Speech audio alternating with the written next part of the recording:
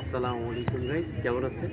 আশা করি আপনারা খুব ভালো আছেন। তো বরাবরের মতো আমি মোহাম্মদ ফয়সাল এখন নতুন একটা ভিডিও নিয়ে আপনাদের মধ্যে হাজির। তো চলুন দেখা যাক ন্যাচারাল ভিউ।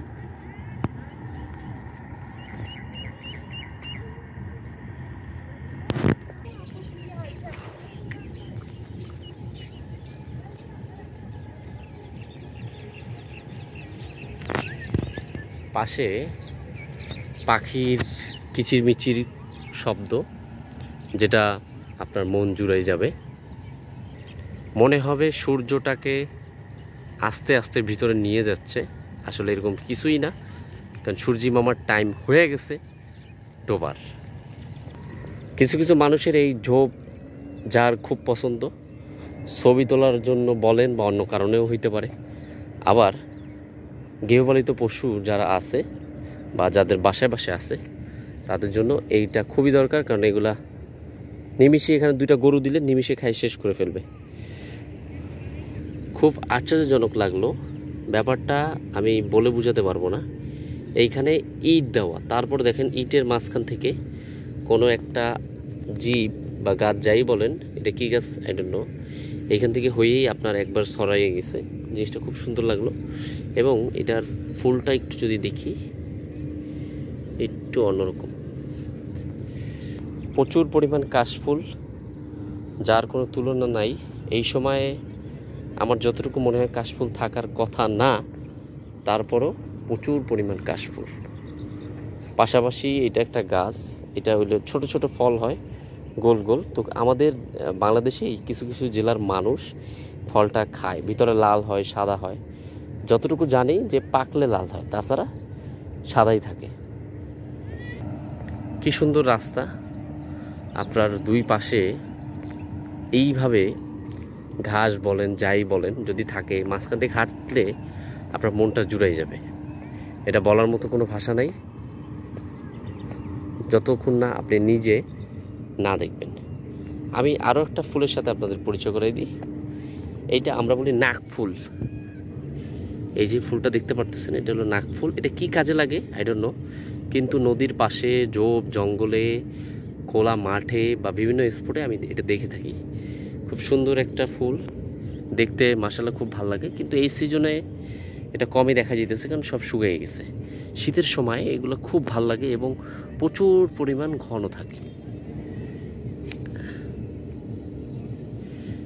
এই যে দেখুন, আরও একটা জিপ আমরা রাস্তার মধ্যে পেলাম, যেটার একটু অন্য প্রজাতির, কিন্তু এটা ঠিক গোড়াটা হলো এই যে ইটের নিচ থেকে, এই যে গ্যাপটা দেখতে পাচ্ছি আমরা, এই গ্যাপের এখান থেকেই এটার পাতা, আগা গোড়া সব বের হয়েছে। খুব ভালো লাগলো আসলে, মানে না দেখলে বা না বুঝলে বোঝার উপায় নাই কিভাবে কি হইতেছে। মাশাআল্লাহ, প্রচুর পরিমাণ নাকফুল দেখা যাচ্ছে, কিন্তু অল্প আকারে। আমরা যতটুকু দেখে থাকি যে আপনি কাশফুলগুলো না অনেক বড় হয়, কিন্তু এখানে খুব ছোট ছোট অবস্থায় কাশফুলগুলো আমার কাছে খুব সাধারণ না, খুব ভালোই লাগতেছে। পাশাপাশি দেখতেই পাচ্ছেন যে কতটা তীব্র পরিবেশ, ঠান্ডা পরিবেশ, কোনো জৈন নাই, ঝামেলা নাই, মারামারি নাই, কাটাকাটি নাই, হর্নের কোনো আওয়াজ নাই, যেটা সব সময় ঢাকা বলেন যেখানেই যান না কেন হই হুল্লার একটা ব্যাপার স্যাপার থাকেই, যেটা এইখানে নাই বললেই নাই, একদম নাই। খুব সুন্দর পরিবেশ, মনোরম পরিবেশ। 2-1 মিনিটের হয়তো একটা ভিডিও বা 3-4 মিনিট যাইতে পারে। দেখুন সবুজ সবুজ ঘাস, অজস্র ঘাস দুই পাশ থেকে হয়ে আছে।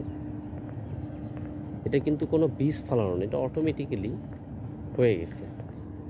ঠিক পাশ দিয়ে মনে হবে যে এগুলা বীজ ফালানো। কিভাবে দেখেন ঝরে রয়েছে।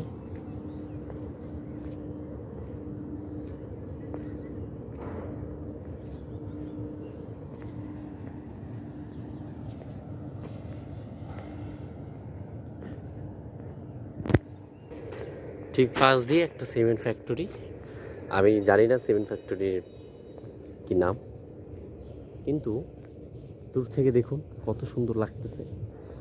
কিন্তু এটা পরিবেশের জন্য খুবই ক্ষতিকর, কেননা আশেপাশে যে সবুজ গাছপালা, সবুজ আর থাকবে না। যতটুকু আমার জানা, যে যদি কোনো জায়গায় সিমেন্ট ফ্যাক্টরি থাকে, তাহলে আশেপাশে যে জায়গাগুলো থাকে, যেমন গাছপালা, সব জায়গায় দেখবেন কি গাছের পাতা সবুজ হয়ে আস্তে আস্তে মরে যাচ্ছে, সবুজ না সরি, সাদা সাদাটা ভাব হয়ে মরে যেতেছে বিভিন্ন প্রসেসে বা বিভিন্ন জায়গায়।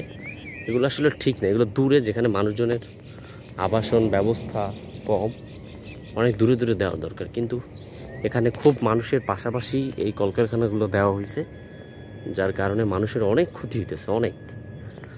এখানের আপনি বেশি দিন থাকলে এখানে আপনার ক্যান্সার হয়ে যাবে, কেননা নিঃশ্বাসের সাথে আপনি ধুলা, সিমেন্ট, বালু যাই বলেন, এটা আসতেছে।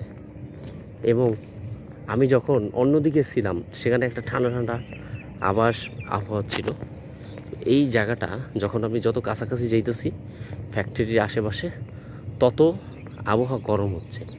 তার মানেটা নিশ্চিত আপনারা বুঝতে পারছেন। আল্লাহ হাফেজ গাইস, দেখা হবে নেক্সট কোনো ভিডিওতে। আজ ভিডিও এই পর্যন্তই, কিন্তু এই জায়গার ঠিকানাটা আমি বলবো না, কমেন্ট করলে অবশ্যই বলবো।